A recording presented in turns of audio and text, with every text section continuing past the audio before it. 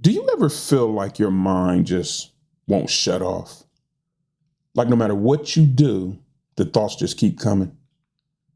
And that's me most nights. I mean, I just lay there and ask myself a bunch of questions that I know that I really don't want to know the answers to. Questions about the future. Some of those thoughts, I'll admit, they scare the hell out of me. And I tell myself not to dwell on things that I can't really control. But here's the truth. Whether I can control them or not, they're still going to affect me and my kids and my family eventually. So what do we do with that reality, people? Do we choose to look away and just ignore it?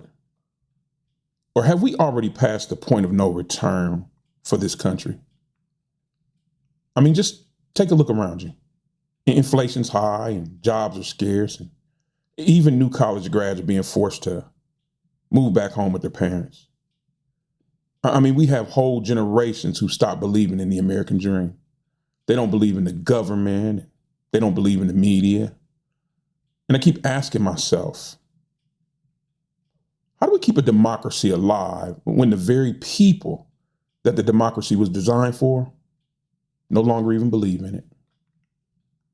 And then I think about the dollar.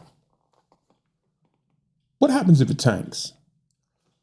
What happens if one day you wake up and turn on your TV, right? And everything you work for your whole life, planning and saving for, is now worthless? And I mean, that thought alone terrifies most people. I know it terrifies me. And then the division is constant and nonstop in this country. Neighbors are turning on neighbors. It's mostly fueled by politicians and the media and social media, but mostly misinformation. And then I can't help but to wonder, are we truly headed for some type of an armed conflict inside our own borders in this country? And here's a hard truth, people. Collapse doesn't just happen out of nowhere. It's usually driven. And if you take a hard look around, you can clearly see what's driving it. Ignorance. We now live in a country where the dumbest voices get the loudest platforms. And we now have people with smartphones in their hands arguing whether the earth is flat or not. We have people who are rejecting vaccines while they do the very research on Google. And even lawmakers are debating if slavery was bad. I mean, schools are banning books instead of teaching kids how to think analytically, and even churches are getting in on it. They're preaching conspiracy theories harder than they preach the gospel. And people, this isn't ignorance by accident. This is ignorance on purpose, or should I say ignorance with a purpose. And you want to know why? Because ignorance now pays. The loudest, dumbest voices, they now make the most money. I mean, they rake in the clicks and they rack up the followers, and the system doesn't even punish them. It actually rewards them. So ask yourself this: what's their incentive to stop? And then there's fear. Fear makes people cling to easy answers, no matter how wrong those answers may be. And those easy answers, though, they always have to come with a villain.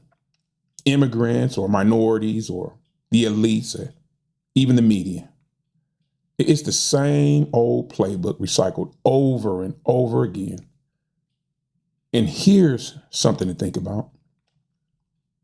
While the ignorance gets louder, the actual people who know better get quieter. So we'll scroll past something that we see on social media and we'll know it's wrong. And we'll tell ourselves, you know what? It's not even worth the fight. But people, that very silence is permission. And the thing about ignorance is it's self-perpetuating. So once it takes hold, it feeds on itself. It's like a forest fire. People stop questioning and they stop thinking for themselves. And that silence lets ignorance grow even stronger. And the longer good people decide to stay quiet, the harder it becomes to break out of it. That ignorance jumps in and fills the void. I mean, think about the last school meeting that you saw go viral somewhere.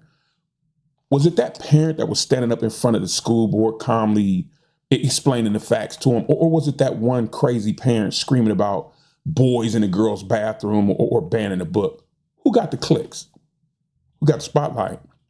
I know who won. Ignorance won because ignorance is loud. And the rest of us have made a choice to stay silent.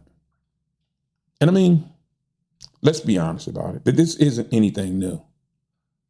I mean, the Nazis mastered this a long time ago. And authoritarians still use this tactic to this very day. Distract, divide, conquer. And I mean, hell, why reinvent the wheel if it still works? And people, it does still work. And now social media has went and put that playbook on steroids and just poured gasoline on the fire. So now the dumbest opinions get boosted while the smartest opinions get buried. And what's the result of that?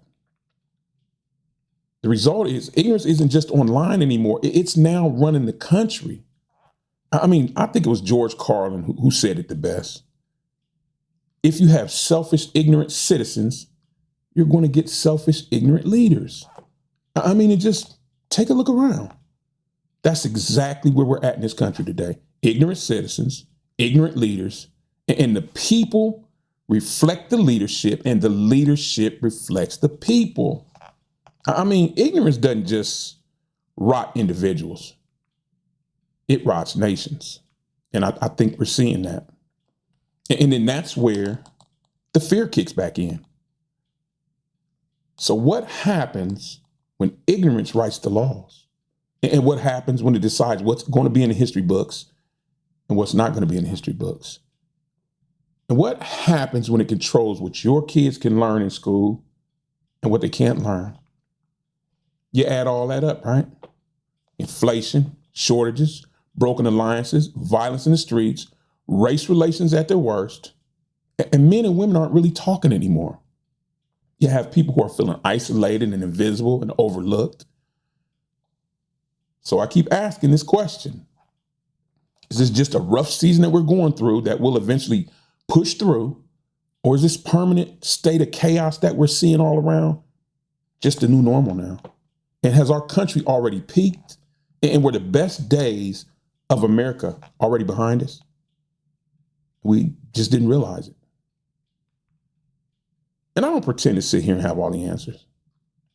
But I do know this. These are the fears that keep me up at night.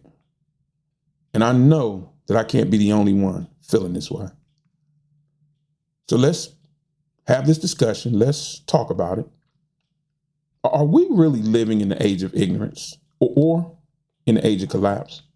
Or perhaps, could it be both? And let me ask you this. What's the dumbest, most ignorant thing you've heard someone believe or say in 2025? Drop it down in the comments below and let's talk about it. Because maybe if we start to call this stupidity out, maybe we can start to take away some of its power. And maybe, just maybe, we can figure out a way to pull our country back from the edge. I don't want to see America go over the cliff.